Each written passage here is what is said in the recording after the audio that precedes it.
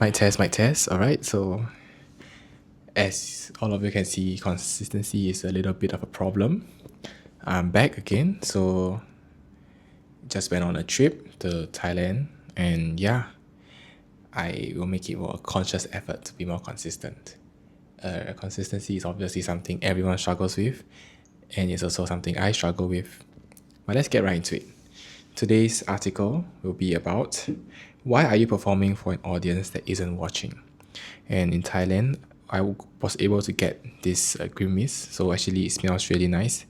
There's a bit of lemongrass, a bit of sandalwood. It's by Putawan, and I'm just gonna make the ambience a little bit better. If you have a spray, it's actually pretty good. So I quite like the smell. If you ever go to Thailand, feel free to consider getting it.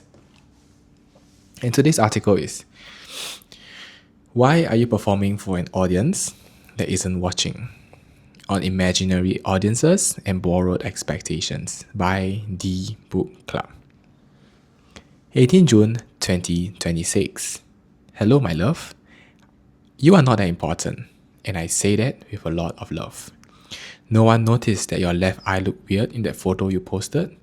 No one noticed that the person you thought was waving at you was actually waving at someone 5 feet behind you. No one noticed that you failed that thing that you built a lot of courage to try. No one cares. It took me a really, really long time to realize that I perceive myself far more than anyone else will ever perceive me. You are not being watched the way you think you are, my love. You are the performer and the audience, so why are you still performing? Some of the most brilliant people in history had the tragic quality of caring far too little what others thought of them. Poets, artists, politicians, civil rights activists, and performers.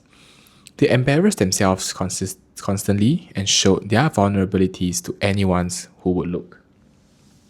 That's why they moved people.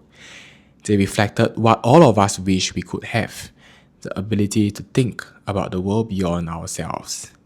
You've buried your passions and played into this nonchalant role because you didn't want the world to know how much you care. But you can only achieve what you openly care for, excessively care for it.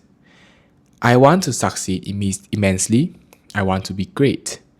One of my worst fears is to live a life that amounts to nothing. I'm telling you this so you can know that I care. No one ever got anything they wanted by not caring.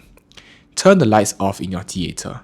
Maybe no one is watching, and if you do have an audience, it means there is very little meaning in their lives, and so they look to yours.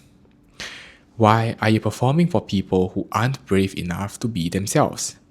Why are you performing for people who don't even know themselves because they've spent their whole lifetime watching others watch them? Why are you performing for people who will never applaud you? A few years ago, psychologists at Cornell University ran a simple experiment. Participants were asked to wear an embarrassing t-shirt into a room full of strangers. Afterwards, they were asked to estimate how many people noticed the shirt. The participants believed that around half the room had noticed. Turns out, far fewer people did.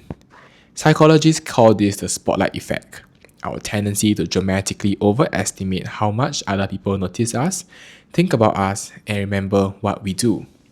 In other words, most people are far too busy worrying about themselves to spend nearly as much time thinking about you as you imagine. The fear of perception follows us everywhere. It follows us into conversations, into our careers, into our relationships, into the decisions that determine the shape of our lives. And yet, no one truly cares. Most people are trying to answer their own emails, survive their own insecurities, and figure out what to make for dinner. You are a supporting character in most people's stories, just as they are in yours. Isn't that liberating? Once you've realized that nobody is paying as much attention as you think, you are forced to confront a harder truth. Most and many of the restrictions in your life are self-imposed. The fear is real, the audience often isn't. This does not mean people never judge. Of course they do. Humans are social creatures. We make assessments constantly. It is one of the ways we navigate the world. But most judgments are fleeting. A person may form an opinion of you at 2 p.m. and forget you exist by 2:15. Meanwhile, you may spend 6 months arranging your life around a judgment that lasted 15 minutes. That is a terrible trait. The tragedy is not that people judge us, the tragedy is how much of our lives we surrender trying to prevent it. How many books go unwritten because someone might laugh? How many opportunities go untouched because someone might disapprove? How many versions of ourselves never get the chance to exist because we are busy managing perceptions instead of living? The older I get, the more I suspect confidence is not a belief that everyone will like you. It is the acceptance that some people won't and continuing anyway. The people who are genuinely building interesting lives rarely have time to obsess over yours. They are too occupied with their own work, their own families, their own ambitions, their own failures. The audience you fear is usually busy worrying about its own audience. An endless chain of people performing for one another while no one is actually watching.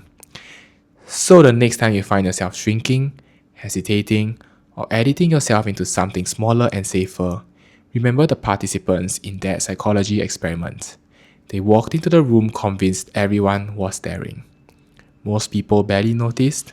The same is often true of life. The spotlight is rarely as bright as it feels, and once you step out of it, you might finally have enough freedom to become who you were trying so hard to hide. With all my love, Amira. And thank you so much, Amira, for this. I think many a times, we might often think that, hey, the world, our actions often defined by like everyone is watching. But the truth is, not everyone is watching. I think people watch, but people really don't care after a while. And I think it really goes the same for this channel. When I first started, I was actually really nervous about who will watch it. But my goal at the start was really to just post and to, enjoy the experience of creating and really just put myself out there as someone who speaks, someone trying to learn new perspectives. And at the end of the day, I will be grateful for those that are here. And after all, this would definitely be a fleeting few seconds or a few minutes that all of you spend with me on this channel. And yeah, I hope this inspired you in one way or another. And always remember to be there for yourself when you need it the most. I'll see you tomorrow, and I will be consistent again. See you.